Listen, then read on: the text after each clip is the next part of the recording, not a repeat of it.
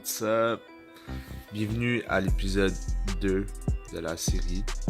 Donc, j'allais pas filmer aujourd'hui, mais là je suis dans mon lit puis j'étais comme... Si je filme pas aujourd'hui, je vais sûrement pas filmer demain. Puis après demain c'est l'école, donc ça va sûrement choquer pour une semaine encore. Donc mon but c'était d'être à jour dans mes vidéos. Donc c'était un samedi, pas beaucoup de plans, je viens juste de me réveiller. Donc je vais prendre mon pre-workout / fat burner, puis je vais aller descendre faire mon cardio. Donc là je viens de finir mon cardio, un petit 30 minutes dans mon sous-sol, marche inclinée sur le tapis.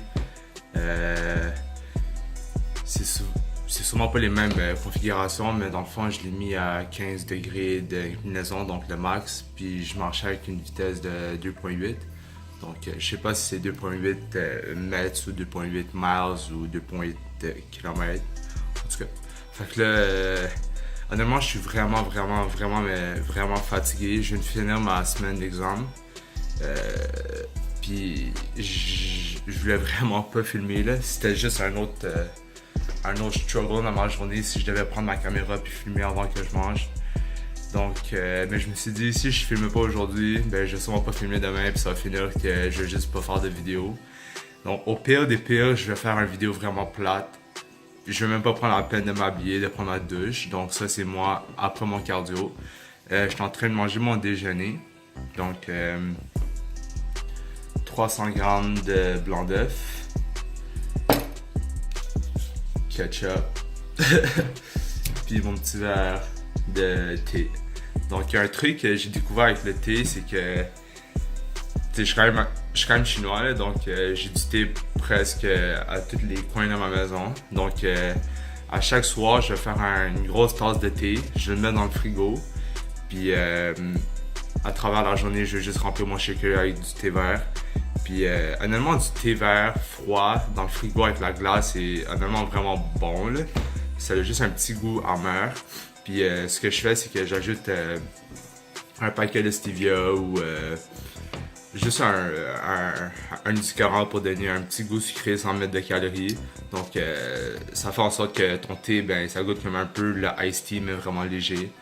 Puis ça a plein de bienfaits là, boire du thé vert, mais honnêtement je suis vraiment pas dans de tout l'expliquer. Donc je vais manger mon déjeuner super nourrissant et super bon. Puis je vais vous apporter au travers de ma journée parce que j'ai une nouvelle diète. C'est beaucoup plus dur maintenant. Parce que vous allez voir pourquoi j'ai une quantité vraiment faible de carbs.